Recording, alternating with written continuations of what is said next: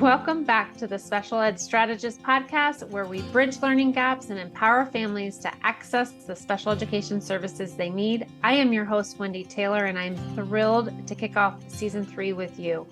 Our podcast is your go-to resource for special education, offering expert insights, inspiring stories, and actionable tips to help your child thrive.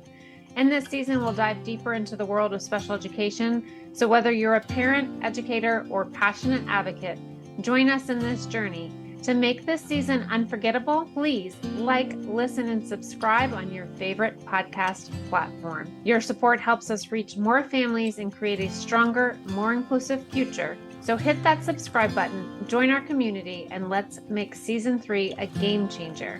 Thanks to listeners like you. Hello and welcome. I look forward to having this conversation about speech and language services and as they relate to school. And we have Hallie with us today, and I'm going to have her say hello and introduce herself before we dive in. Hi, thank you so much for having me. So I am Hallie Sherman. I am a speech language pathologist.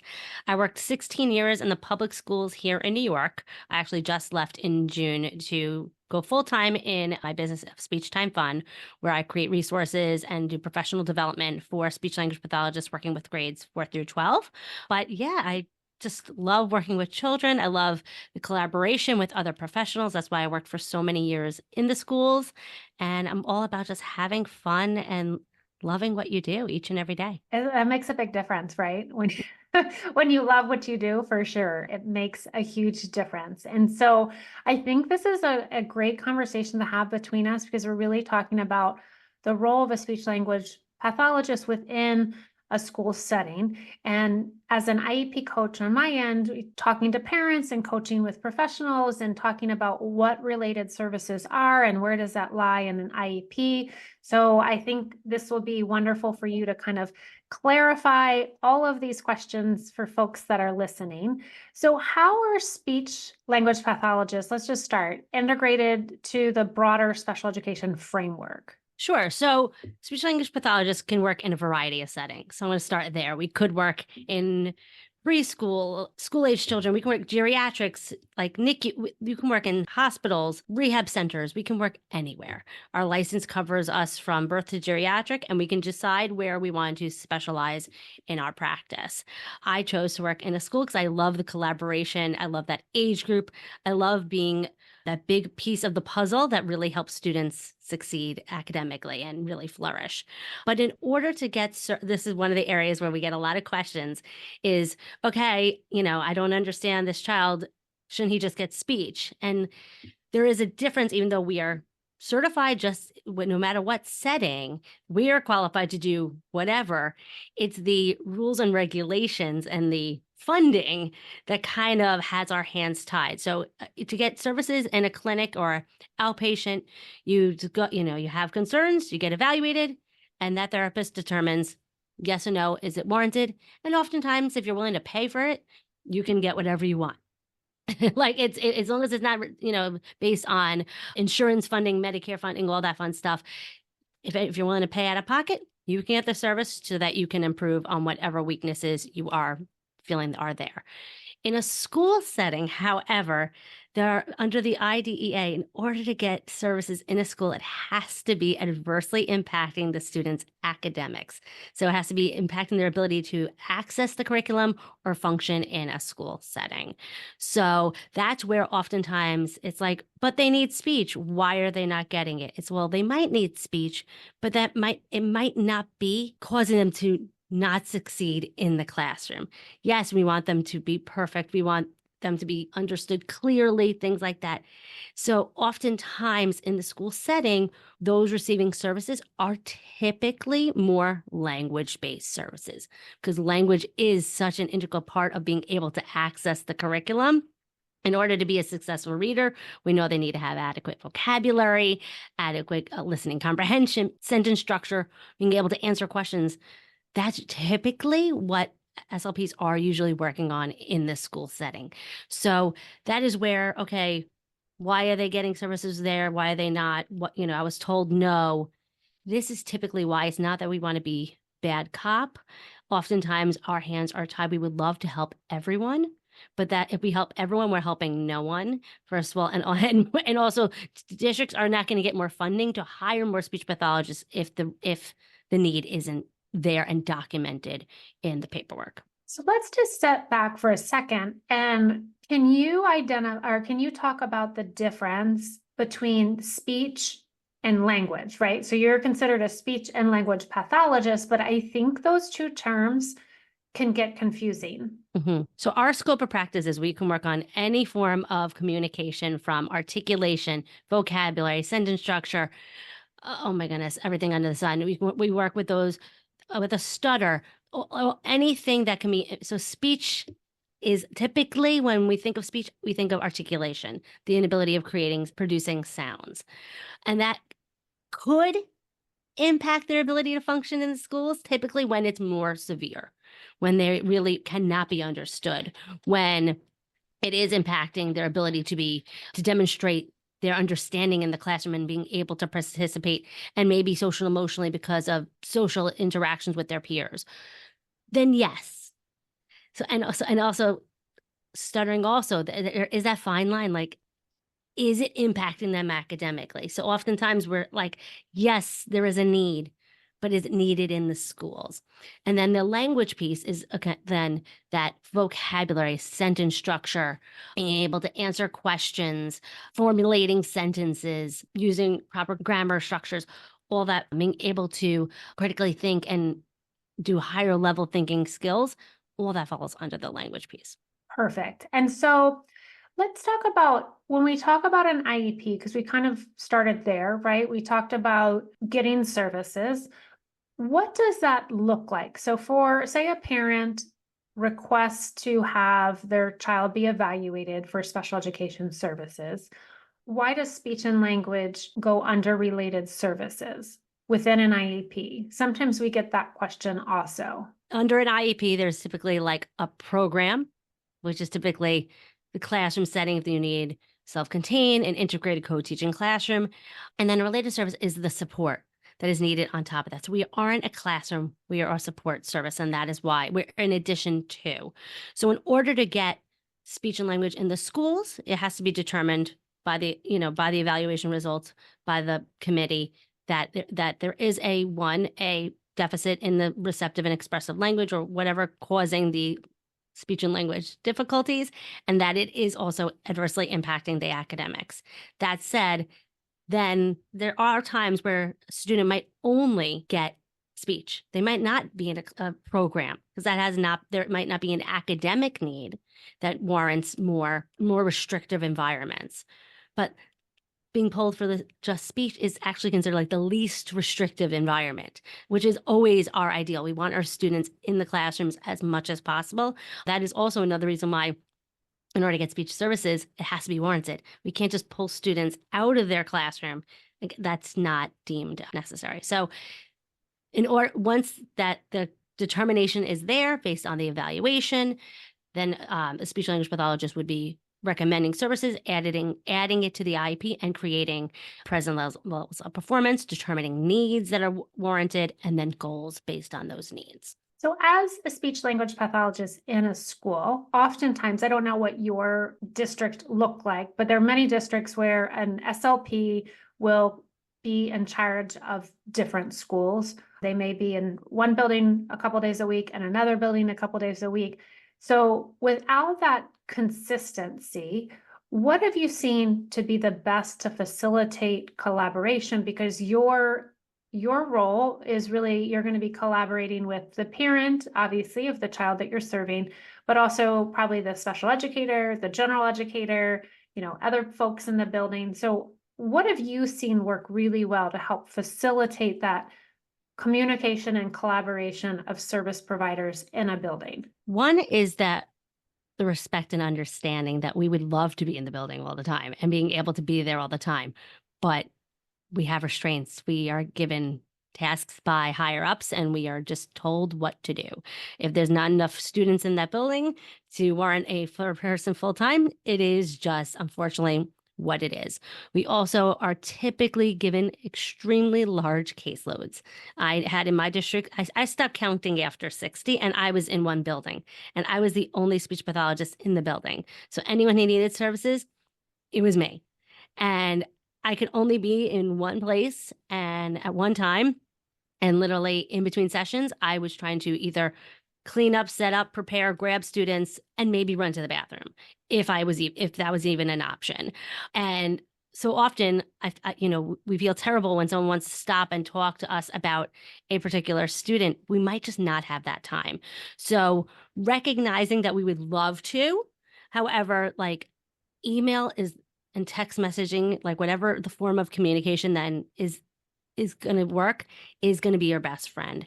And having that open dialogue and recognizing you're both want the same thing. You both want your students to succeed. It's not who was able to make them succeed. It's not a competition. It's not, oh, they're making my job more difficult for me. And this can go both ways. It is, we're both in this for the same purpose. So let's work together. So if the speech pathologist is pulling the student out at not an ideal time, it's not because we want to just make things difficult for you. That is just the only time we have.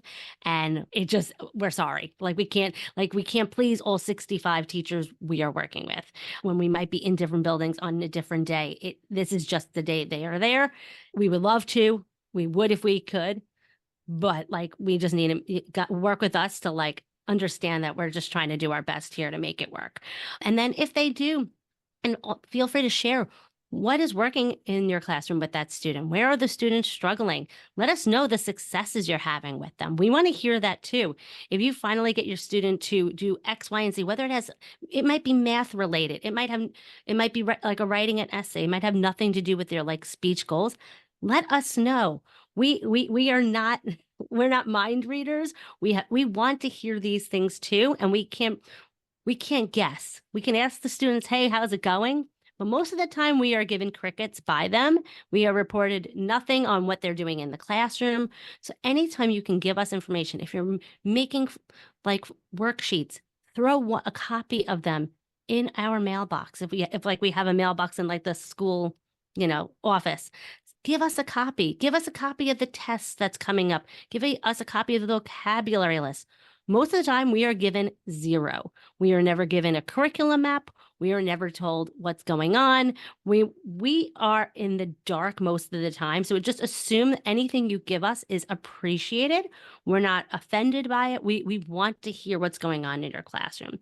And then on the flip side, if we share a strategy that's working with us in the speech room, we're not trying to give you extra work. We're not trying to tell you how to do your job. We really just want our students to be able to carry over the skill in the classroom and try to succeed. You might be doing it already, but let us share what's working with us so that we can both be on the same page and again, see that students succeed. What has worked when communicating with parents for you in particular? Having that open dialogue in the beginning of the year and knowing that every parent wants to communicate differently. When I worked in a preschool setting, the students had notebooks every day, and I made sure that I brought it with me and wrote at least something in the notebook. This way, if the parent wants to communicate with the teacher on a regular basis, I'm going to be participating in that communication as well. As they get older, it's typically not as common to have that regular communication, even with the classroom teachers. I'm going to have just that same, I always send a letter in the beginning of the year, so parents have, when I had a phone extension, they had my phone number, they had my email address, and I always try to show them I am available if you have any questions. And then on top of that, based on the IEP, and every district and state has different regulations, but you have to have those quarterly IEP reports, progress reports sent home. So that's another opportunity that I'm sending home 4 times a year, how that student is doing. So you have information. And I always say, if you have any questions, feel free to contact me. And then I'm also always a part of the annual IEP process. So the parents always see me, and I'm always a face if they have any questions. So for parents that are listening, and even professionals, right? I always kind of talk about data collection, and we talk about the annual IEP and present levels of performance. Do you have any tips that you have found easy or to make your job easier in terms of data collection? Because we know parents want to look at raw data sheets and just really see kind of what's happening. And so I always try to ask our professionals that are in school buildings tips and tricks when it comes to that. So as part of our job requirement, it's part of good practice. We're always taking data. It might not be all session every session because we want to be able to teach the students and also help them and support them. If we're taking data the entire time, we're not teaching them and we're testing them. That's not why they're with us. That said, we are on a regular basis checking the progress of their IEP goal. So there's always data, especially if they're doing billing and things like that. There is data somewhere, whether it's on digital. There's many SLPs that use some digital tools. There's some paper-based tools. I was a binder girl. I loved taking data in a binder. I was a sticky note person, what have you. Me too. I find though, more than the tally mark, like parents could ask for the tally marks. That's not going to tell them anything. I can easily say, yeah, they did it 4 out of 5 times or 80% of the session. My data that's so much more important is that anecdotal data. How were they able to achieve that score or that task? How much assistance did I need to provide them? What strategies did I teach them in order for them to be successful? What length and complexity of a text did I provide them that allowed them to be successful or unsuccessful? That's so much more important. That's something I always share in my reports and things like that go into the decision making for the next IEP. And that's always what I share more to parents than, okay, they did it 4 out of 5 times, because that tells you nothing. That's great that they made progress. In the beginning, they did it 1 out of 4, but then 1 out of 5. And at the end of the year, they did it 5 out of 5. But what was needed in order for them to get there? What strategies did I have to teach them? What things were in place or not in place? What maybe promptings and models were able to be removed. So maybe they're not doing as great, but I was giving them less prompting and they're doing it more independently. So knowing more about what does the data mean is more important than the data itself. And I like how you describe that because I was also a sticky note binder gal in the realm of special education as a case manager. But I think it's important, very much so, of what you just said in terms of what does that mean and what kind of scaffolding went around that student's outcome, because from that information, a parent or professional can then help curate and develop more so that individualized educational program and making sure that the right accommodations, modifications are put into place and services and goals are really outlined in that manner. So when we talk about special education services, we kind of just hopped in and went right for it. Can we talk a little bit about what types of assessments do SLPs typically utilize and how can then we translate those results? Sure. So we are always required to do some sort of formal battery and get some sort of standardized results. And there's different tools out there. There's the clinical evaluation language fundamentals. There's the TOEL, there's the OWLs. You might see all these different acronyms, all these different tools out there that give us a very comprehensive overview of the student's receptive and expressive language skills. Now, if there is a need for articulation, we might do the Goldman-Fristow, the Arizona. There's other batteries out there that give us a standardized result and a score.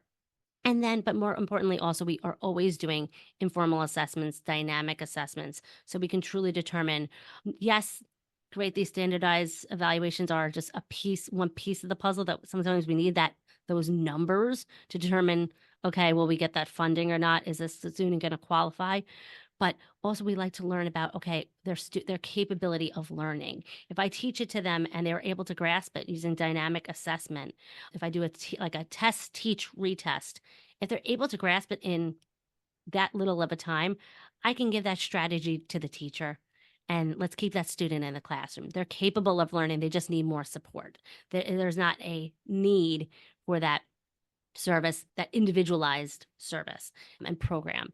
So yes, we need the standardized test results. And then again, there is some different regulations and things like that, but we always look at, how many standard deviations below the mean. Typically there's some sort of criteria mark based on a bell curve. So typically it's lower than the 16th percentile or 85th standard score or 7th scale score. It typically means you are below average and warrant services, depending on how severe and how depending on the different batteries. And like a student might score poorly on one subtest, but that's it. And that might not be enough to indicate that there is a need.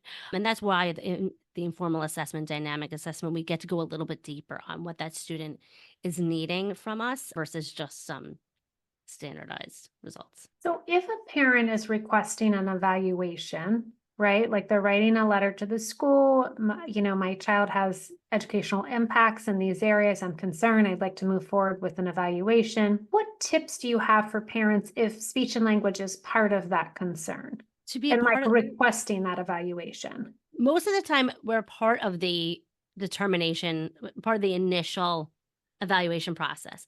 Sometimes I'm called in later. So sometimes it could be the educational evaluation or the psychological evaluation that shows some red flags. Both the educational and the psychological evaluation does have some language components. It's not as thorough as our evaluation, but it does sometimes show some red flags like, okay, this could be an indicator of why they are struggling in the classroom. Let's bring in the speech language pathologist to go a little deeper. And our evaluation is a lot more comprehensive. So there are times where sometimes the special education evaluation and the psychological evaluation says that there might be some language vocabulary deficits, but then ours are more like, okay, they don't have a deficit in their capabilities. It might be their academic vocabulary, or there also are other aspects that could be attention. There's all these other factors that could come into play. English language learners, there's so many other factors that could make it appear that there might be a language need, but our evaluation might not determine that. So once it is determined that the student does require the service, we like to provide the parent with an evaluation report. You have access to it. Typically have to get access to it before the meetings. You can review it ahead of time. And then we also, especially if it's an annual review meeting, like to determine the IEP, we are making the determination ahead of time. We've already written the IEP. We've already written the goals. So you are already presented with our recommendations, and that's your opportunity to ask questions, give your input, and it's always welcomed and encouraged. Well, I will say I like how because it's really a recommendation because we can't predetermine anything. So when a parent gets that IEP in advance, know for parents that it's their baseline to start asking questions and develop from there. What would you like parents to know when it comes to understanding the assessments that you provide? Yeah, it's like a lot of scores, right? And then they're thinking, well, I don't even know what this means. Does this mean that they can do it? They can't do it? What should I ask for? Like, what are some tips in that? Look at the summary. Start there. See, you can tell by the summary what they're going to be recommending at the meeting. And typically, I know I always write my reports like, okay, I'll give the numbers, and then next to it, I'll say like average, not like below average. So I give some sort of like quick little like indicator, but you can always tell by the summary on the conclusions of what they are going to be recommending. And then that's where write a list of questions. Come in with saying, what does this mean? What does this mean? There are different styles. I've sat with many professionals that would go score by score at a meeting, and I started to lose focus. Like, I'm like, I can't pay attention to this. Like, what does it mean? So my style and the meaning is, okay, these were the strengths, these were the weaknesses, and this is my recommendation. I try to give it short, sweet, and to the point because there's a lot of numbers. There's a lot of things on there. But what does that mean for your child? What does this indicate, like how they are doing well or not well, or their ability or not? Like, what does this mean? If someone is too short and sweet to the point like me and you want to know more, we welcome you to ask. If someone is giving you a lot of information, at the end you can say, so what does this mean? Feel free to ask questions. We encourage it. We'd rather not talk and you just sit there thinking you have to listen and not. Some people speak a lot more jargon and terminology. I like to keep it very parent friendly. There's just different styles, but feel free that you are able and welcomed to ask for what things mean. What does this mean for your child? We don't want you leaving there more confused. And I think the short and sweet is a great approach, right? And most parents are like, okay, great. Here's my strengths, pockets of vulnerability, and what are our recommendations and how do we support?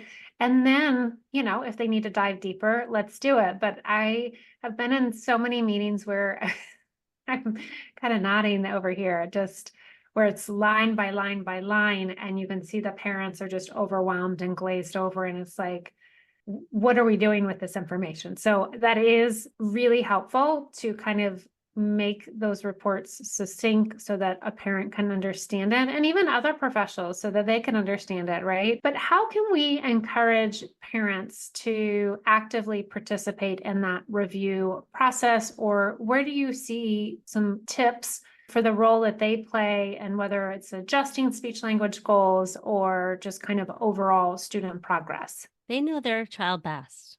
We only have a portion of their day or week with them. They might see how they're struggling with homework. They might see the years of frustration that they might have with coming to school and learning and things like that. Share that with us. We want to hear those pieces of information and your experiences. We might be able to help and give you some suggestions that can help with homework. Maybe we can even make a recommendation, a modification that they get short and simplified homework assignments. Like there's so many things that when we know more, we can help more. Being able to share with us what's going on and what you see. And maybe the child is reporting things at home, how things are going in the classroom and their struggles. And we want to hear about that. And that will help us make a recommendation that will be most individualized for them. Yeah, just encouraging just to share things with us, the wins, not the wins, what works, what didn't work. Maybe this student might be new on our caseload. Maybe they've worked with a different professional in the past. Share those experiences with us. Share what worked, what didn't work. We want to hear. And just, we're a team. Just knowing it is all a team. It's not us telling you what to do. It's all of us trying to work together and if we say that something is not needed, that's actually a good thing. Like it's okay. That's a great thing. So the word I sometimes I'm go into meetings on eggshells, like the student is about to like graduate from speech, that the parent's going to like, and I'm like, that's a good thing that they don't need me anymore. Don't be mad. No, I think sometimes parents look at it as a safety net, though, like you're their binky. And so, even with educational therapy and tutoring and stuff, sometimes parents, their babies are ready to go. They've learned the strategies, but I think sometimes it's just a comfort to have us around. So I can certainly identify with that. What does a typical session for speech language pathologists in a school setting look like if you were a pulled out versus like push in? Sure. So a pull out setting is like the student will come either individually or in a group, determined by the IEP and their needs or availability. And they would go into a therapy setting, whether it's large or small, and they would be working with all the students in the group to be working on their individual goals, but as a group setting. So they're being able to get the models of each other, learn from each other. There's the camaraderie of realizing they're not alone. I've heard that's honestly my personal favorite structure, is because I get to work in isolation on those individual skills that will help them then transfer into the classroom, where it might not be easily done in the classroom setting when there's so many other things going on. So if they need that individualized isolated support, learning a new skill, practicing a new skill, that would be done in the therapy room. And it would be all based on their IEP goals, not the next kid's IEP goals. The speech pathologist might be using one book, one activity with all the different students, but targeting all of their different needs at the exact same time. And then, so it might be 1 time a week, 2 times a week, depending on the severity and complexity of the needs, would determine the amount of times they would be pulled. Again, least restrictive environment. We're trying to keep them in the classroom as much as possible. So it's not us saying like, we would love to help and give them speech all day, every day. We really need them in the classroom as much as possible, because then they're going to fall even farther behind. So that is one option. The other is a push-in setting. And that's typically more when they're ready for that carryover piece, when getting pulled out to work, they've mastered it in the pull-out setting, but now it's time to carry it over into the classroom. So the speech pathologist is there to support the teacher and support the student be able to access the curriculum and participate in the class activities with the support of the speech language pathologist there. And in an ideal setting, they are common planning time, and they've planned it all out together, and they know exactly what each other are going to do and finish each other's sentences in a completely ideal world.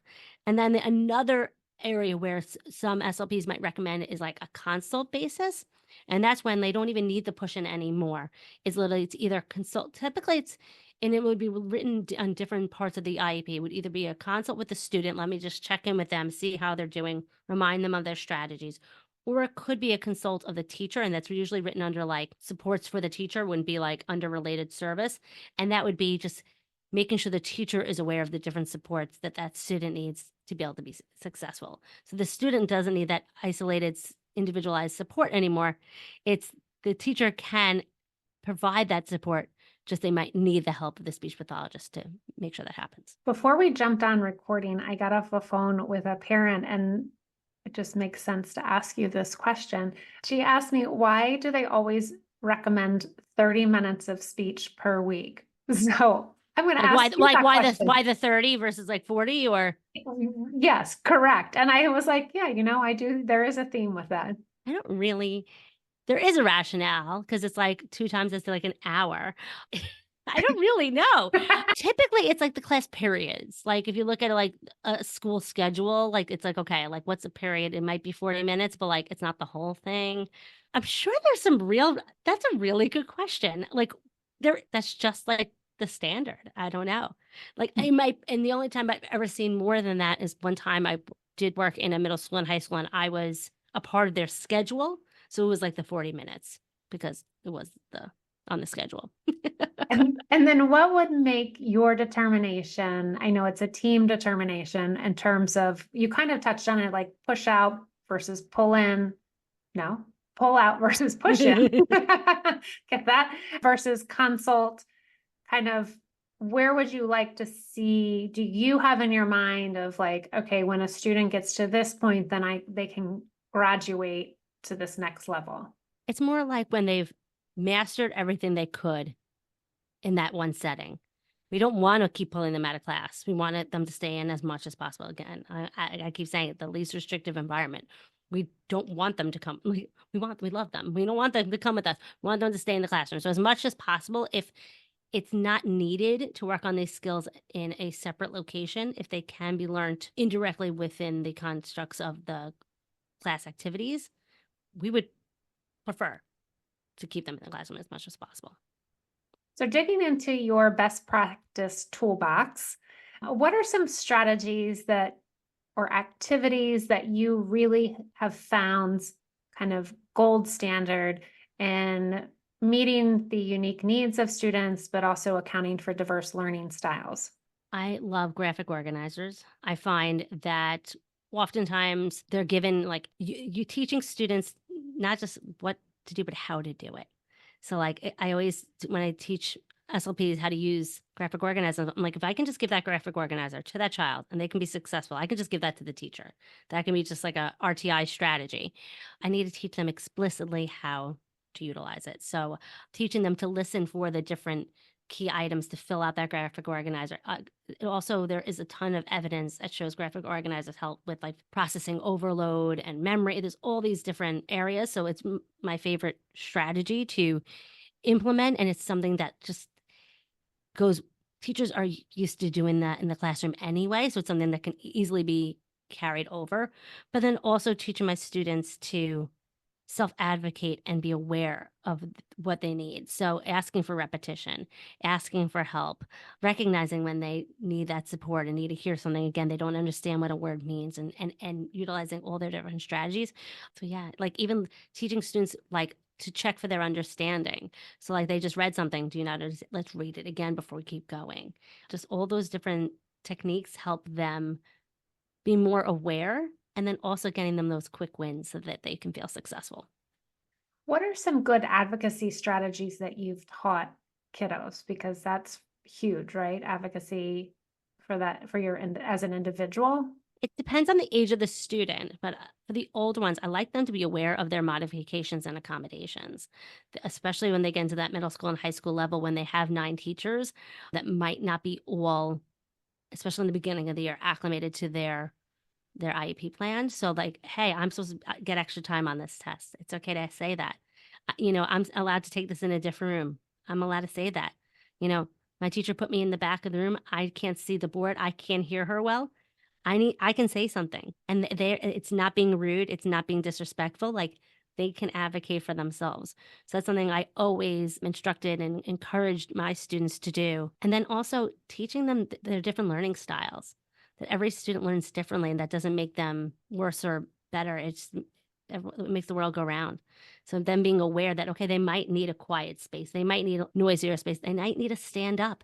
They might need frequent breaks, and that's okay. There's nothing wrong with them. And I've always found it helpful too to kind of role play with a student so that they can get comfortable with saying those things out loud has really helped, or I've seen a growth with that for sure. Can you talk about transition planning, right? So as we get into middle school and high school and just moving between grade levels and educational settings, where do you see the role of an SLP in ensuring that continuity of support through transitions? We like to be a part of especially as they get older and the vocational training and the vocational needs are there. I'm not sure if this is everywhere, but in like New York, I think it's after 12th, sixth grade or something, like that's part of the IEP is the mentioning of like what job do they want? Where are they, like, what's their future goals? And we want to be a part of that. We need to be aware. This way we can incorporate these goals that they have into our therapy sessions. It shouldn't always be just academically based. If they want to be X, Y, and Z when they grow up, or this is where they see and what they want out of life, we can help encourage that and support that within our speech and language sessions. What type of resources then are available that you have seen for the support of that transition, whether it's transition from middle to high or high school to post-secondary or whatever that student is pursuing? There's a lot out there. There's a lot of like job training type resources out there. I've seen like mock interviewing and applications so they can practice that at their, like, and get used to all those things at home. Just learning about different jobs that are available to them, and even them being aware that, like, I love that as they get older, they're part more of the IEP writing process. A lot of times they're encouraged to come to the IEP meetings so that they can. It's not okay. What are they talking about? It's like they get to share, okay, this is where I'm struggling. And so I encourage parents and like incorporate and bring your child in. I've had many teachers work with their students to help create like a little presentation, and the parents and the child presents at the IEP meeting, like, these are my strengths, these are my weaknesses, this is what I want to get out of school and what I want to be when I grow up. And I love seeing that participation. So there's tons of resources out there that you can Google in terms of job options and training, vocational training resources and things like that. But just encourage, like even the different like quizzes and things that they can like learn what using their skills, what like they might not be aware of like certain jobs out there, and that can help determine their goals and with their path. So bringing them a part of the process. Yeah, and I think we don't, at least in our area, and us professionals have talked a lot about this in terms of trade schools and technical schools don't get a lot of conversation, I think, as they should, because college isn't for everyone. So doing what you're saying is just really helping identify areas that a student may be interested in that they may not even realize that that's an option for gainful employment, right? So the whole idea of a IEP is that future education, independence, and employment. So starting that and having those conversations and bringing in folks like you as a related service provider to help broaden and deepen the understanding for that student is incredible. There's actually a location here, it's called College Living Experience, but it is throughout the United States. And when you talked about mock interviews, it made me think I volunteer in the springtime and the students do mock interviews. And it's really empowering for the student because if you've never done an interview, right, it's really nerve-wracking. And so to be able to sit with somebody that's an adult, that's a professional, to have that experience of, what are your strengths and what are you going to provide for this organization? And just those kind of questions that they've probably thought about and discussed, but then to talk with somebody and practice, I think is a really neat way to gain some skills. And you never know, some districts and areas might have some sort of programs that they either have in their school or they can send students to. Like there are some like beautician programs that like high school students have access to, or different types of trade school, like They have mechanics. automotive. Yeah, automotive. They have automotive in our district, and they have cosmetology and electrician. They have quite a bit. And I think just starting to normalize those conversations is really important so that students can see that there's many options out there to create a fulfilling life. We want them to go to school for a purpose and see the value of like their education and where it can get them. And if they don't have that intrinsic motivation, like no matter what we do, it won't be worth it. So excellent. So I just kind of jumped in when we hit go on recording, and I normally ask my guests. So I'm going to ask you now, what is one fun thing that people may not know about you that really is not necessarily related to speech and language? Okay, I will share. I actually wrote a children's book. Ella Bella Just Can't Tell You. It's on Amazon. It was a little passion project. I'm a one-hit wonder. I keep saying I will write another one, but it was something I always just wanted to do. I always dreamed of having a children's book, and that's just something fun that I just did as well. So sweet. So sweet. And then kind of as we wind down, what is something that I did not ask you or I didn't know enough to ask you that you think we should have chatted about? You could ask a lot of them. I shared the different roles of speech language pathologists in schools and not schools, just that we are part of this process. And we have the best interests of the students we work with, and we want to be a part of the team. And yeah, feel free to include us. We are here as a support. There's tons of speech language pathologists on social media if you ever have any questions, including myself. And yeah, I'm happy to always answer any questions that anyone might have. My final question I always ask my guests as well is, if you had a billboard with one tip for parents, what would it be and why? Oh my goodness, this is so hard. I'm trying to think of something very speechy. Have fun. I like that. Just have fun. Have fun. Absolutely. And that's really the name of your business. Speech time fun. You got to make it fun. Learning can be tough and things can be tough sometimes, but if you always have a smile on your face, you never know who might need it at the moment. I love it. I love it. Thank you so much for joining me today and having this conversation and just kind of bringing to focus the role of a speech language pathologist, specifically in a school building. So I appreciate it. Thank you so much for having me. You bet.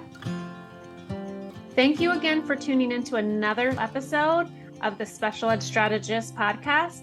I hope you found today's podcast insightful and valuable. Before we sign off, remember to show your support by liking, sharing, and subscribing to our podcast. Your engagement helps us continue our mission of empowering families and bridging learning gaps in special education. Don't forget to spread the word about the Special Ed Strategist podcast with your friends, family, and colleagues who may benefit from our content. Together, we can make a difference in the lives of children with special needs. I am your host, Wendy Taylor, and I can't wait to bring you more inspiring content in the future. Until next time, stay informed, stay inspired, and keep making a positive impact. Goodbye for now.